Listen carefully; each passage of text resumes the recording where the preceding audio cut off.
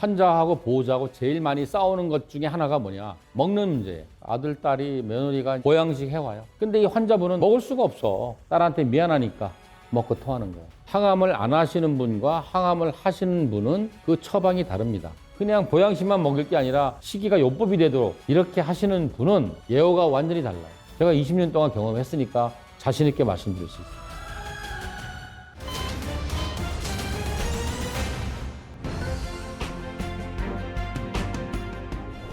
암 환자들이 내가 이제 암이다. 사실 그럴 때 인정하는 데까지 시간이 좀 걸려요. 인정하고 난 다음에는 바로 시작하는 게 식단 바꾸는 거지. 식이요법을 하는데 항암을 안 하시는 분과 항암을 하시는 분은 그 처방이 다릅니다. 또 항암을 하더라도 아무런 특별한 문제가 없는 분도 꽤 많아요. 그런 분들하고 항암하면 한 4, 5일 들어 누워야 되는 분하고는 당연히 식이요법이 달라야 되겠죠. 예를 들자면 항암만 하면은 일주일 못 먹는다. 이분들은 식이요법의 우선이 뭐냐면은 칼로리와 영양소를 보충해 주는 거예요. 그래서 그때는 제한하는 음식을 풀어줘야 돼요. 그때도 뭐 무조건 해독수프만 먹고 샐러드만 먹고 이러면 큰일 납니다. 그때는 동물성 음식을 좀 먹혀야 돼요. 왜냐하면 제가 암 환자들 그 식이요법 하면서 혈액 검사를 주기적으로 하면서 하는데 제가 가장 중요시 하는 거는 뭐냐면 콜레스테롤 수치예요. 이게 콜레스테롤은 90% 가까이가 우리 간에서 합성이 되는 거거든요. 근데 우리는 지금 뭐 건강한 사람은 너무 많이 먹어서 뭐 고지혈증이 돼서 콜레스테롤이 나쁜 놈이라고 생각하지만 암 환자한테는 절대적인 필요한 게 콜레스테롤이에요. 콜레스테롤이 있어야지만 담즙이 나와서 음식을 소화할 수도 있고 스테로이드 호르몬을 만들어서 우리를 위기 상황에서 지탱할 수 있는 체력을 유지할 수 있어요. 그래서 콜레스테롤이 100 이하로 떨어진 분은 거의 중환자실로 들어갑니다. 재발 전이 돼서 항암을 뭐 1년, 2년째 하는 분들은 콜레스테롤만 떨어지는 게 아니라 단백질과 알부민도 떨어져요. 간 수치도 거의 뭐 6, 7 이렇게 떨어지고 이런 분들은 식이요법의 큰 요소가 뭐냐면 암을 공격하는 것보다 정상세포를 지탱하게 해주는 겁니다. 근데 이런 분한테도 무조건 채식만 하라고 강요하는 보호자가 있어요. 그럼 큰일 납니다. 가장 좋은 거는 단백질을 포함한 모든 영양소를 동물성 단백질에는 식물성 단백질로 충분한 양을 흡수할 수 있으면 그게 베스트죠. 그렇게 하려면 채소를 하루에 7 내지 9kg을 먹어야 돼요. 근데 그렇게 못하는 암 환자가 더 많잖아요. 항암을 해서 못한다든지 뭐 수술을 해서 소화가 안 되든지 이런 경우에는 수정 보완을 모디피케이션을 해야죠. 그런 사람한테도 계속 채식만 요구하면 오히려 영양소 결핍에 의해서 면역력이 떨어져서 안 좋은 결과를 일으키게 되죠. 그래서 이런 분들한테 내가 뭐라 그러냐면은 환자의 상황에 따라서 혈액검사 결과에 따라서 식이요를 조절하는데 내가 아무리 해도 뭐 채소를 한 1kg밖에 못 먹어. 이럴 때에는 반드시 동물성 단백질을 보충해 줘야 돼요. 왜냐하면 동물성 단백질은 식감이 좋습니다. 그리고 소화 흡수가 식물성 단백질보다 잘 됩니다. 그리고 동물성 단백질은 완전 단백질이라고 그래서 거기에 우리 몸에서 만들어지지 않기 때문에 먹어야 되는 필수 아미노산이 다 들어있어요. 그래서 써야 되는데 그래도 붉은 고기는 2군 발암물질이잖아요. 그래도 가능하면 붉은 고기는 빼고 흰살 생선이나 가금류, 닭고기나 오리고기를 드시면 되겠죠. 그래서 저 같은 경우는 생선 쪄서 드시거나 생선을 삶아서 거기다가 현미밥 말아 드시거나 아니면 더 좋은 거는 닭 백숙이나 삼계탕 국물에다가 현미를 죽을 쏘서 거기다가 야채를 좀 넣어서 이렇게 드시게 하면 한두 끼 이렇게 먹고 나시면 환자분이 좋게 살아나요. 근데 그런 상황에서도 식이요법 한다고 채식만 고집하면 큰일 납니다. 진짜 이 환자분은 하루 종일 먹는 게 커피 숟가락으로 5개밖에 안 되는 사람이 있어요. 그런 분이 나 소고기 좀 먹고 싶어. 드셔야죠. 근데 옆에서 보자가 아버지 이거 먹으면 어떻게 이거 뭐 그거는 말이 안 된다고 저는 생각합니다. 모든 사람을 그냥 이거 다 먹고 이것만 먹게 한다. 그러면 안 되죠. 식이요법이라는 건 어떻게 보면은 편식이에요. 편식이기 때문에 얘를 완전히 안 먹을 거냐 아니면 이 동물성 음식 중에서 생선이나 계란이나 닭고기나 이런 거는 허용할 거냐 안 할 거냐 이것도 반드시 검사를 해가면서 이게 혹시 이 편식으로 인해서 오히려 더 내 몸이 나빠지는 게 아닌가 부작용이 생기지 않냐 좋아지고 있나 이걸 확인해 가면서 피검사 결과에 따라서 바꿔줘야죠. 가끔 응급실 가시는 분 있잖아요. 가장 많은 게 뭐냐면은 칼륨이 올라가고 고칼륨 혈증으로 심장이 부담이 돼서 응급실 가시는 분이 없지 않아 있습니다. 식이요법이라는 거는 많은 것을 생각해야 돼요. 이건 약이 아니잖아요. 그래서 좋은 음식 한두 번 먹었다고 병이 낫는 것도 아니고 나쁜 음식 한두 번 먹는다고 병이 걸린다는 것도 아니에요. 그래서 식이가 요법이 되려면 일단 양이 어느 정도 확보가 돼야 됩니다. 그리고 그 기간이 어느 정도 필요해요. 암 환자들 먹는 게 걱정이죠. 입으로 먹을 수 있으면 얼마나 좋겠어요. 그러나 암 환자분 중에 치료가 끝난 분은 모르죠. 계속 투병하시는 분들은 많이 먹을 수가 없어요. 환자하고 보호자하고 제일 많이 싸우는 것 중에 하나가 뭐냐? 먹는 문제예요. 아들, 딸이, 며느리가 이제 막 보양식 해와요. 뭐 이거 좀 드시라 그러고 뭐 막 해와요. 그럼 뭘 만들면 한 냄비는 만들잖아요. 근데 이 환자분은 먹을 수가 없어. 입맛도 없고 먹으면 막 배가 아프고 한 2숟갈밖에 못 먹어. 그러면 이제 다 버리잖아요. 한두 번, 서너 번 지나면 이제 뭐 딸하고 싸워. 그러면 이제 이 노인네는 미안하니까, 딸한테 미안하니까 먹고 토하는 거예요. 항암을 하게 되면은 항암제가 암세포처럼 빨리빨리 자라는 세포를 공격을 해요. 암세포처럼 빨리빨리 자라는 세포 중에 하나가 뭐냐면 소화기 점막이에요.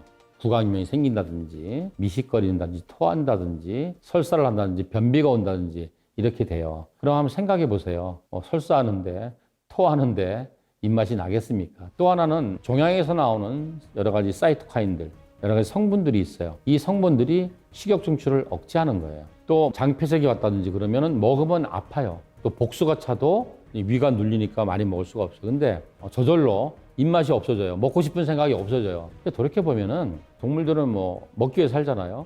근데 집에서 키우던 강아지가 아프면 스스로 지가 제일 좋아하는 햄을 갖다 줘도 소고기 통조림을 갖다 줘도 안 먹어요. 먹지 않으면서 자기 체내에 있는 치유 능력이 극대화되는 거죠. 그러면서 하루 이틀 회복이 되면서 이 강아지가 먹기 시작해요. 그래서 우리 인체도 힘들 때는 소식을 하게 이렇게 만드는 것 같아요. 그래서 혹자는 이런 말도 있어요. 항암을 했을 때 암이 줄어들었어.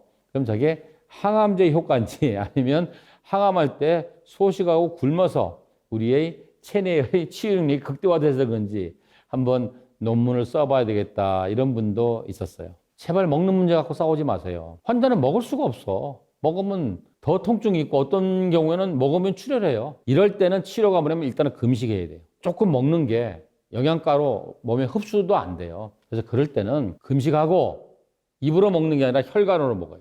혈관으로 뭐 탄수화물, 단백질, 지방, 비타민, 미네랄을 다 공급해 줘야 돼요. 주사를 맞게 하는 게 환자를 도와주는 거예요. 우리 생각해 보세요. 장염에 걸려서 설사하잖아요. 그때 집에서 뭘 먹이는 게 아니라 동네 가까운 병원 가서 뭐 포도당이라도 영양제도 맞으면 손상된 위장관이 회복되는 데는 수액이 들어가야 돼요. 그래야지 손상된 위장관이 빨리 회복이 됩니다.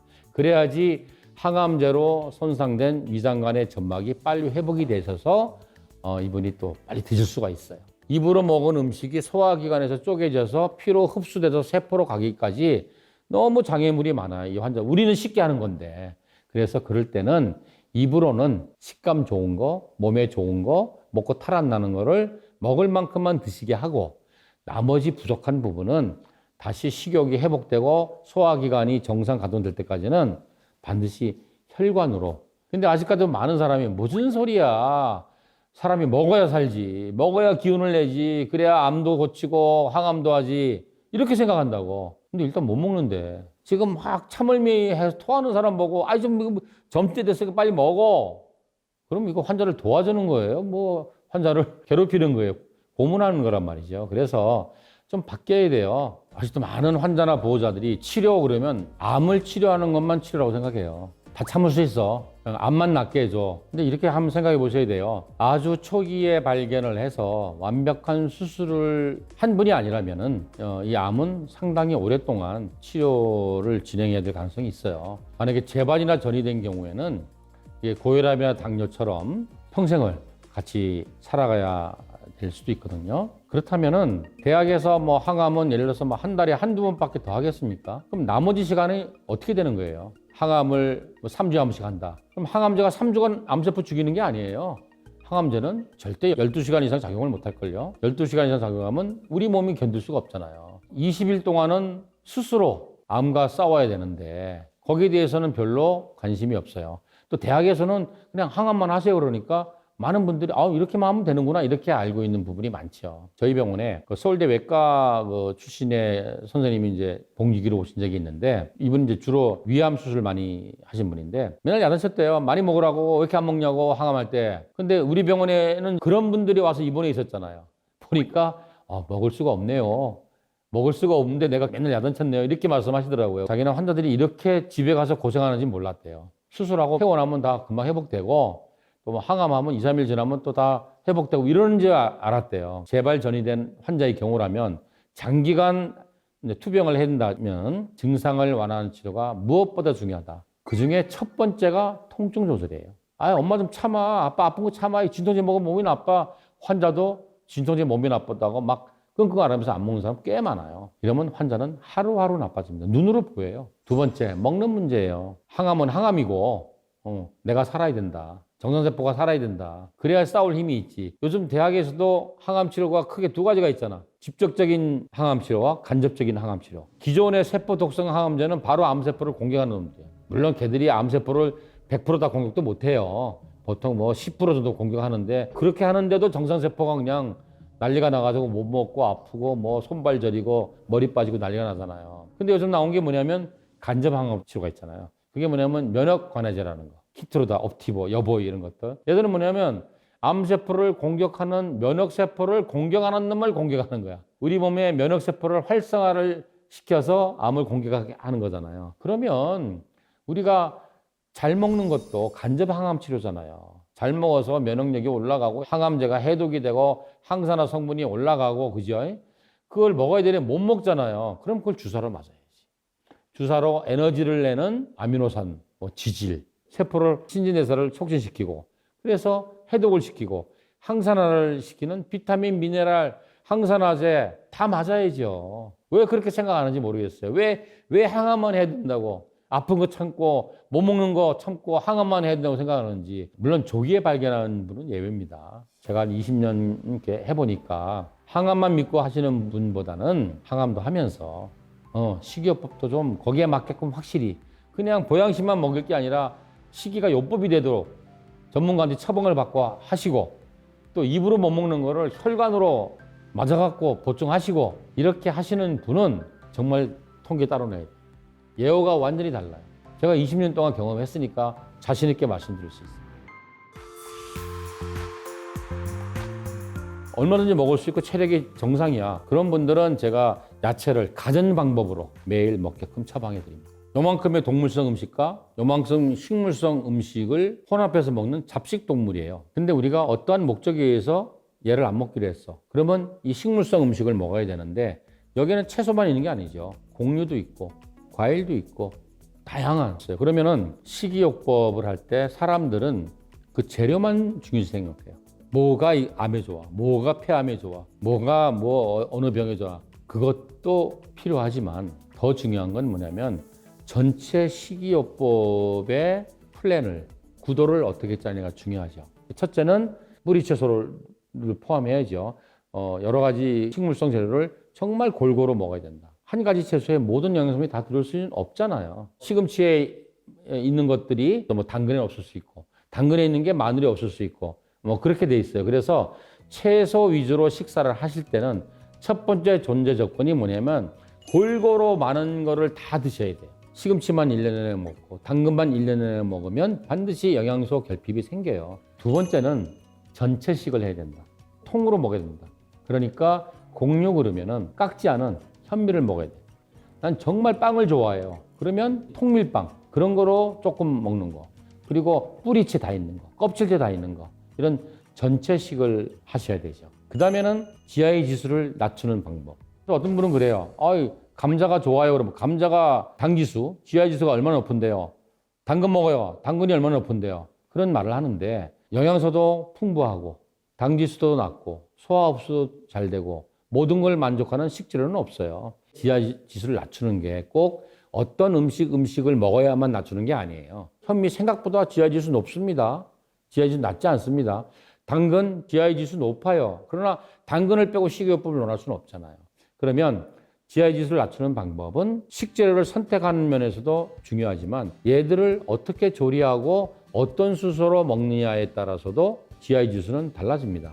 그러니까 GI 지수가 높은 것과 낮은 것을 같이 먹으면 GI 지수는 더 낮게 떨어지는 거죠. 그래서 우리가 먹는 순서를 중요시 하잖아요. 그러니까 제일 먼저 먹을 때 샐러드를 한 접시 먹고 해라. 서양 사람처럼. 메인 먹기 전에 샐러드 먹잖아요. 샐러드는 가공을 안 했으니까 식이섬유가 그대로 있잖아요. 80%의 식이 있으니까 이게 굉장히 소화도 늦게 되고 80%는 흡수가 안 되고 그냥 위장에 머물러 있어요. 그 다음에 과일을 재빨리 조금 먹는 거죠. 왜냐하면 과일에는 정말 좋은 영양소들이 많지만 과당이 높기 때문에 GI 지수가 높잖아요. 그러니까 채소 먹은 다음에 탁 먹으면 얘가 섞이는 거야. 그 다음에 현미밥 먹고 그 다음에 단백질 먹고 견과류 먹고 이런 식으로 먹으면 어떤 일이 생기냐면은 제일 먼저 먹은 채소가 천천히 내려가서 장에 있고 그 다음부터 먹은 거는 빨리 가서 여기서 만나잖아요. 그러면 식이섬유는 흡수가 안 되고 우리 뱃속에 있잖아요. 얘는 어떤 특징이 있냐면 수분을 흡수해서 불기도 하지만 주위에 있는 당을 흡수해요. 그래서 막 불어가지고 이게 대변으로 나가니까 변비 해결되고 그리고 오랫동안 불어 있으니까 포만감 때문에 많이 안 먹으니까 비만에 좋은 결과가 나잖아요. 그래서 그런 식으로 순서로 먹으면 GI 지수를 많이 낮출 수 있고 또 하나는 뭐냐면 무조건 오래 씹어 먹어야 돼요. 물도 씹어 먹으라고 하듯이 모든 음식을 씹어서 천천히 드시고 이런 식으로 하면은 절대 GI 지수 때문에 문제 생기지 않습니다. 그리고 절대 영양소 결핍 생기지 않습니다. 그리고 절대 칼로리 부족으로 기력이 떨어지지 않습니다. 우리가 살이 찌고 힘이 나는 거는 단백질 먹어서 되는 게 아니에요. 그거는 오로지 탄수화물이에요. 탄수화물이 살을 찌게 만들어요. 왜냐하면 우리의 먹은 에너지원, 칼로리는 탄수화물이잖아요. 그래서 우리 옛날에 황제 다이어트 했잖아요. 고기 먹으면 살 안 찌잖아요. 왜냐하면 그건 에너지원으로 못 쓰니까. 우리가 칼로리를 높이고 기력을 내고 힘을 내고 그렇게 하려면은 탄수화물을 많이 먹어야 되죠. 무엇을 먹을 것이라는 다 알잖아요. 마트에 가면 녹색잎 채소 많잖아요. 또 뿌리 채소도 많잖아요. 베리류도 많잖아요. 그죠? 뭐 다양한 게 있어서 제철에 맞게 골라 드시면 돼요. 중요한 게 골고루 드셔야 돼요. 시기가 요법이 되려면 첫째는 어느 정도 양이 확보가 돼요. 동물성 음식은 요만큼 먹어도 되지만 식물성 음식은 요거의 10배, 20배를 먹어줘야 돼요. 그런데 대부분 사람이 식이요법 할 때 어떻게 하냐면 동물성 음식 빼고 식물성 음식을 먹는데 식물성 음식을 예전에 혼식, 잡식할 때처럼 먹고 오는 거예요. 그러면 한두 달은 뭐 체중도 줄고 피 검사하면 지방간도 없어지고 뭐 고지혈증도 없어지고 다 좋아져요. 그리고 몸도 가볍고 피부도 막 윤이 나고 근데 이거를 6개월, 1년 한다. 이러면 어떻게 되겠어요?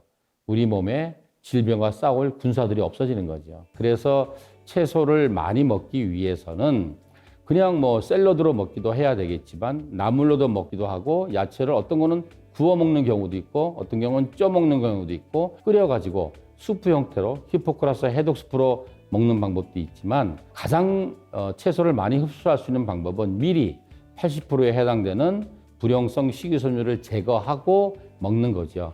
그게 이제 즙을 짜서 먹는 거예요. 그러면 이 풀떼기만 먹으면 어떻게 되느냐? 만약에 거쓴 식이요법을 전체적으로 하잖아요. 예를 들어서 샐러드도 먹고 즙도 먹고 히포스프도 먹고 구워도 먹고 쪄도 먹고 삶아도 먹고 현미밥도 먹고 막 이렇게 하잖아요. 그 처방대로 다 먹으면 칼로리가 얼마나 되는지 아세요? 하루 먹는 칼로리가 2,500에서 3,000칼로리가 돼요. 칼로리 오버예요. 그래서 살이 찔 수 있기 때문에 우리가 반드시 운동하라고 그래요. 그리고 세포의 신진대사를 확 일으키기 위해서 갑상선 추출물을 먹게 해요. 필요한 영양소와 칼로리를 충분히 흡수하고 비만으로 가지 않도록 운동하고 대사일으키고 이렇게 합니다. 그래서 절대로 제대로 된 식이요법을 하면은 칼로리나 에너지나 기력이나 면역력이 떨어지지 않습니다.